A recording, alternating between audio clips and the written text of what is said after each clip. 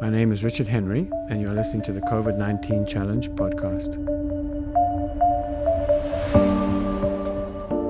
Welcome to my first podcast on beverstreet.com. I'm Richard Henry. I'm an anesthesiologist practicing in Ontario, Canada. This first podcast I've called the COVID-19 Challenge, in that this viral pandemic is challenging us in so many different ways.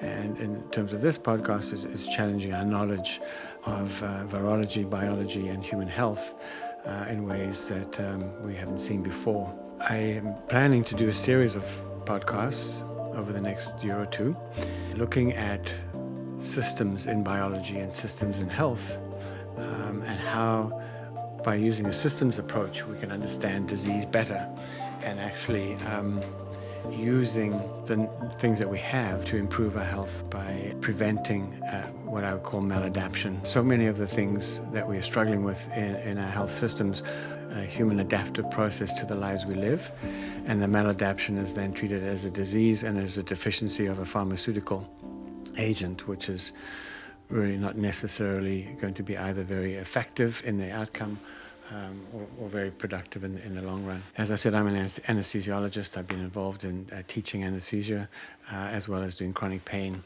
And I first started really trying to understand chronic pain from an old-fashioned approach, finding the one missing link, the one receptor, the one system, the one component that was wrong, and then fixing it with a drug or an intervention. And as I dug deeper and deeper, I found that chronic pain was actually part of a systemic disease that was really quite easy to understand and easy to accept as to why we had chronic pain. Then the next step was to build interventions around this and ways of understanding that could predict who would get it, why, and how to get them out of it. Then along came COVID, and COVID is a virus that affects one protein in our body, which is a vital part of a different system from chronic pain, but has a very profound effect on our health. Over a year ago, when the virus first broke out, I predicted that we would run into trouble because of the protein that this virus was targeting, and it's turned out exactly as I predicted. So today we're going to go through the basics of virology. What is a virus and how does it affect us? And because it's a piece of genetic code, we're going to look at what genetic code is and what proteins are and what controls them. And then we look at the three major parts of interaction with humans, which is spread between human to human, what this virus does once it's inside us and how it replicates itself and the effect it has on us. And thirdly, the strategies that humans have developed, or all animals have developed, to defend themselves against viruses. And then it's those interactions of the virus doing its business, requirement to defend ourselves against the virus, that ends up causing disease, and in some cases actually causes death. At times during the talk, I'm going to use analogies that you can relate to, and being that it's 2021, I'll be using a lot of computer analogies and how computers work, and relating that to how the human body works and how proteins work. Quick update on the virus. It's a new version of an old virus called the coronavirus.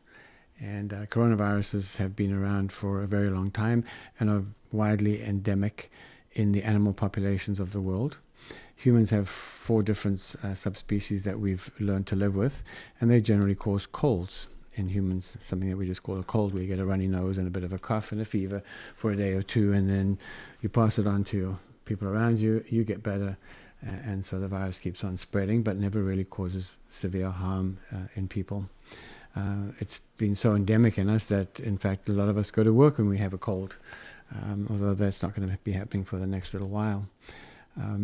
We don't even make prolonged immunity to the virus. We create an immune response, we kill the virus, and within a year or so we've actually forgotten we had the virus, and when the virus comes back we're still susceptible. But it doesn't really matter because it doesn't cause severe disease.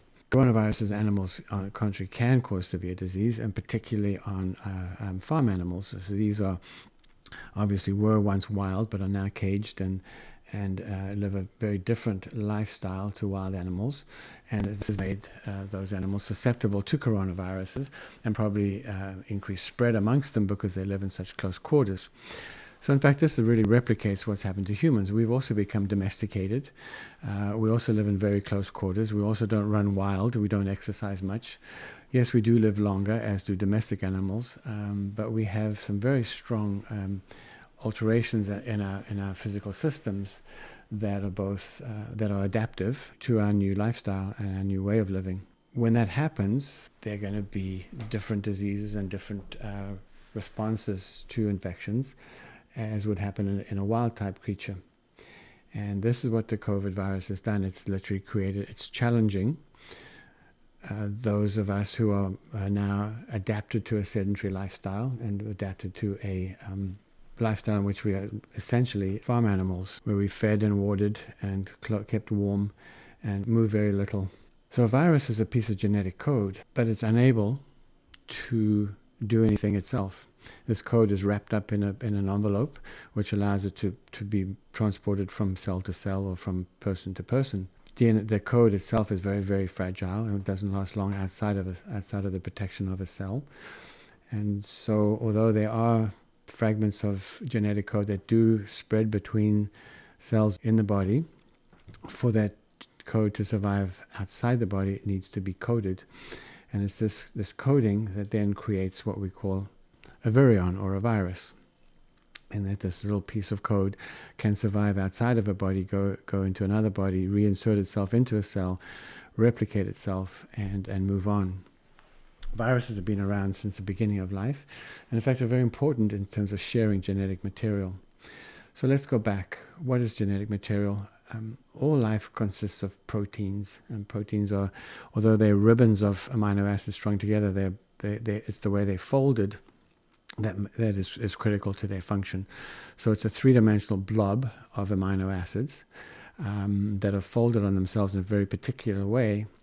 And then different parts of the amino acids can be attracted to other parts by inserting electrically charged ions such as magnesium or calcium. You can also insert an energy molecule called ATP, which will then cause two amino acids in that protein to be attracted to each other or to repel each other, which then changes the shape of the protein. And really, life is just a series of proteins that are changing shape. And in doing so, they create a reaction, which then creates a downstream reaction, and on and on and on. And this has been going on for billions of years, literally proteins that change shape. In order for life to continue, that protein needs to replicate because it gets old and worn out and damaged. And so the cell needs to continually renew itself. And then in higher forms of life, the cell actually doesn't just replicate itself, but it replicates the whole body, and that's where we get procreation. And that DNA material is passed on into a whole new body, which starts fresh. The code is the same and is passed on as faithfully as possible.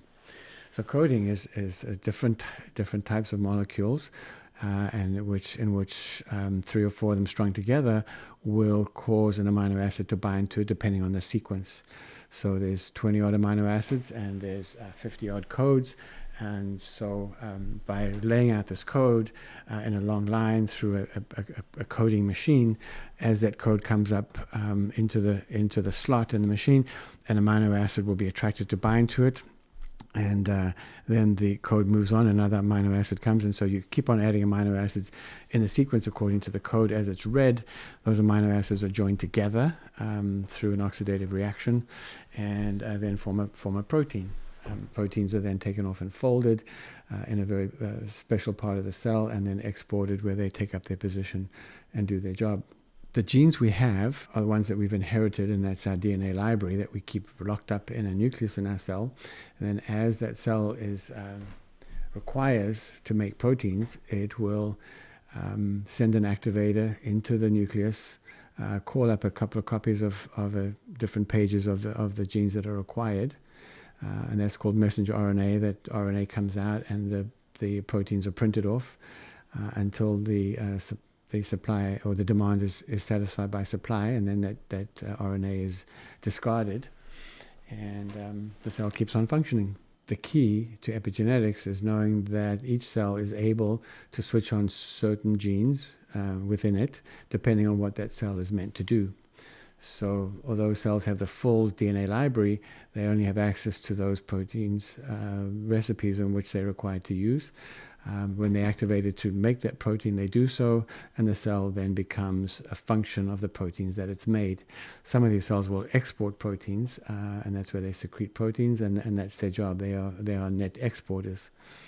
So having your DNA depicts the exact recipes for the proteins, and they've minor differences. Somebody with blue eyes versus somebody with brown eyes has a slightly different pigment protein in their eye, and so one is blue and one's brown. They still work the same.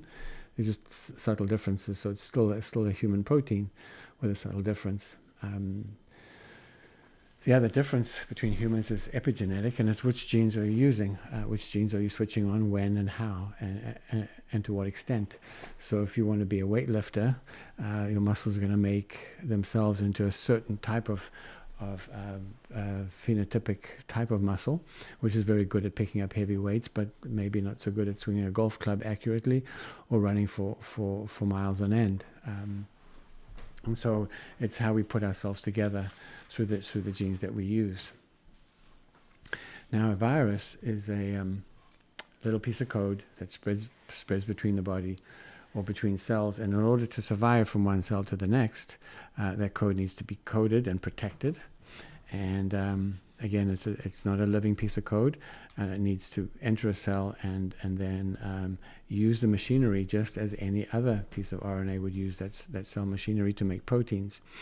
Only this time that those RNA codes are to make viral proteins, which then are used to assemble the virus, coat the RNA that is also replicated, and then gain exit from the cell and spread onto the new one. Life has always used RNA as export little pieces of RNA from cell to cell as a messenger system.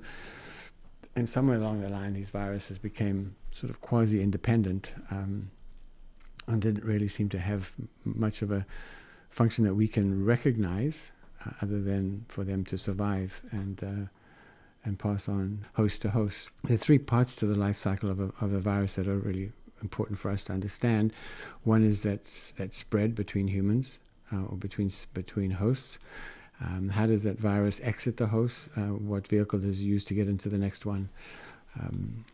So you can get anything from a cold virus, which when you cough, you spread the virus to the next person, to something like a rabies virus, which requires the virus actually to be actually injected into somebody, and to do that would require actually that person to be bitten, so that the skin is broken and the virus penetrates through the skin, and that's why rabies is acquired from being bitten by an animal who has the virus in their sputum.